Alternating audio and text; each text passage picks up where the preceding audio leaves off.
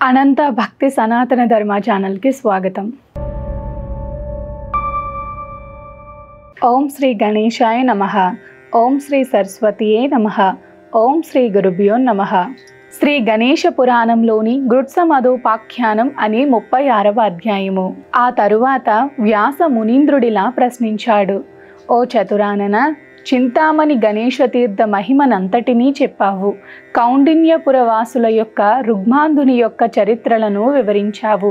కానీ విరహాంతరింతయైన వాచక్నవి మహర్షి పతి అయిన ముకుంద వృత్తాంతమేమిటో తెలియజేయు గోరుతాను. అలా రుగ్మాంగదుని శపించిన తరువాత ఆమె ఏమైంది?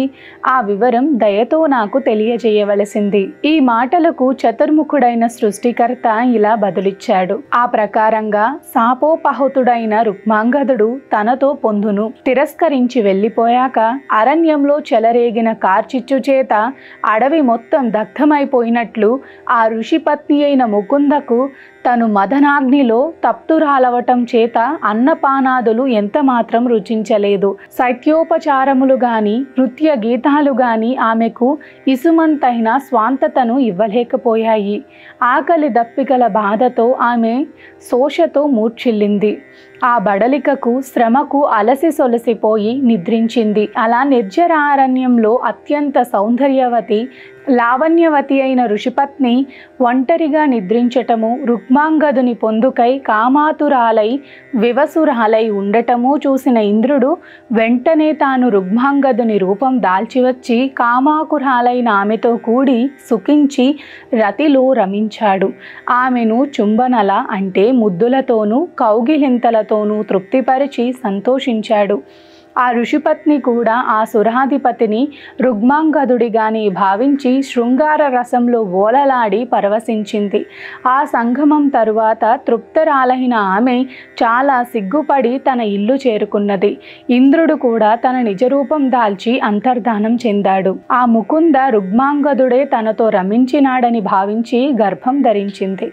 నవమాసాలు నిండాక ఒక శుభముహూర్తంలో శుభప్రదుడైన కుమారుణ్ణి కన్నది. లోకోత్తరమైన సౌందర్యవంతుడైన ఆ పిల్లవాడు భూపతనమవ్వగాని బ్రహ్మాండ గోళాలు దశ దిశలు దద్దరిల్లేటంతటి పెద్ద ధ్వని కలిగింది. ఆ ధ్వనిని విన్న పక్షులన్నీ భయపడి ఆకాశంలోకి పైకెగిరాయి. ఆ ధ్వనికి వాచక్నవి మహర్షి కూడా తన నిత్యానుష్ఠానము వీడి ఆశ్రమం చేరుకున్నాడు. అయితే తన భార్య చేసిన దుష్టచేష్టను ఏమాత్రం కనుక్కొనలేకపోయాడు. పుట్టినవాడు తన కుమారుడేనన్న భావంతో ఆ బాలుడికి జాతకర్మ లాంటి సంస్కారాలను యథావిధిగా జరిపించాడు. తన శక్త్యానుసారం బ్రాహ్మణులకు అనేక దాన ధర్మాలను చేశాడు. 11వ రోజున ఆ బాలుడికి గృత్సమతుడు అనే నామకరణం చేశాడు. అతనికి 5వ ఏడు రాగానే ఉపనయన సంస్కారం జరిపాడు.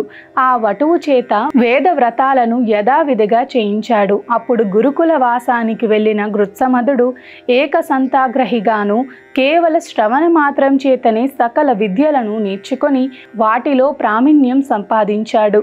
వేద శాస్త్రాలలో నిధి అయి స్వకర్మానుష్ఠానంలో కుశలుడైనాడు.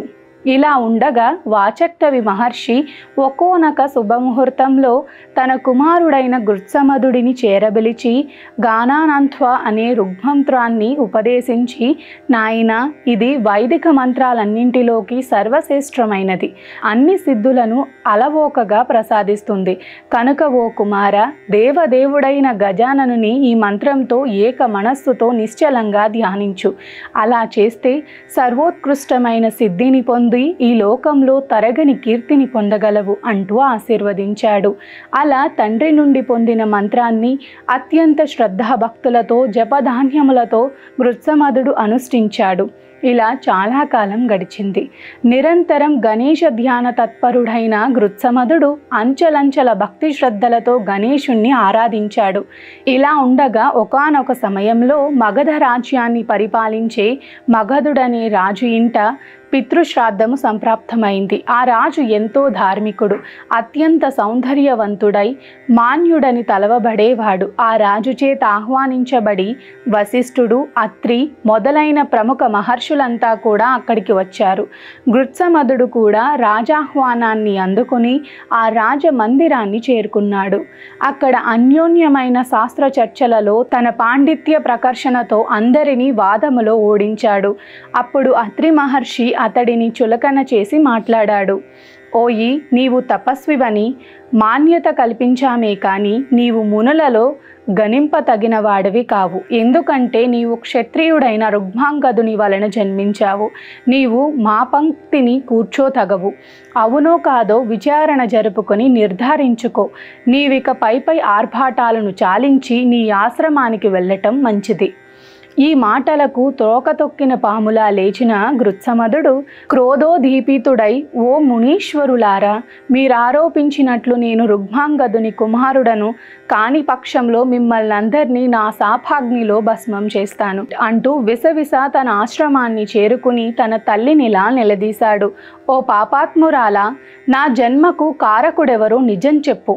నీ యొక్క బుద్ధి చాపల్యం వల్ల, శీల రాహిత్యం వల్ల కలంకితవైనావు.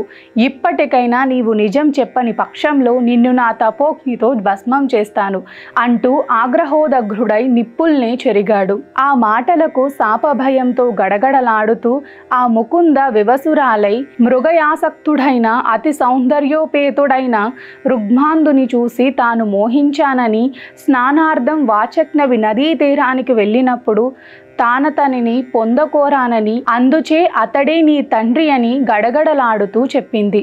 ఆ మాటలకు గృత్సమదుడు సిగ్గుతో చితికిపోయాడు. కోపంతో వణికిపోతూ తల్లిని ఇలా శపించాడు. నీవు నీ సౌందర్యాన్ని ఎరగా చేసి ఉచిత అనుచితాలు మరిచి పశువులా ప్రవర్తించావు. కనుక నీవు అడవిలో కంటక వృక్షం అంటే ముళ్ళ చెట్టుగా మారి అందరి చేత వదిలివేయబడుదువుగాక. అప్పుడు ఆ ముకుంద కూడా ఇలా ప్రతిశాపమిచ్చింది. ఓ కుమార, జన్మనిచ్చిన తల్లినని కూడా చూడకుండా నన్ను అనాదరించి శపించావు. కనుక నీకు త్రిలోకాలకు కంటకుడైన వాడు, అతి దారుణమైన వాడు, మహాబల పరాక్రమోపేతుడైన రాక్షసుడు కొడుకుగా జనించుగాక.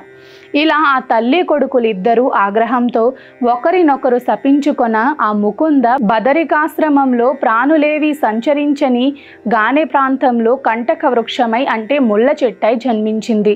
ఆ సమయంలో అశరీరవాణి ఆకాశంలోంచి ఇంద్రుని వలననే గృత్సమదుడు జన్మించాడు అంటూ పలికింది.